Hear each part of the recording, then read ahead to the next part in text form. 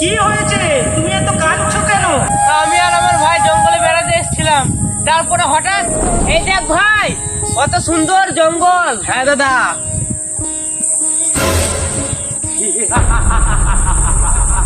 না, তুই আজকে আমার হাত থেকে বাঁচবি না।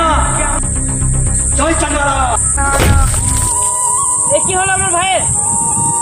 এবার ও দাদার সব সত্যি নিয়ে নি, তা না হলে ওর ভাইকে ও ঠিক করে দেবে। না না না না না না, জয় চান্নালা। তোমার সঙ্গে অনেক অন্যায় হয়েছে। জলপরা, তুমি কি আমাকে সাহায্য করতে পারবে? ঠিক আছে, আমি তোমাকে সাহায্য করছি।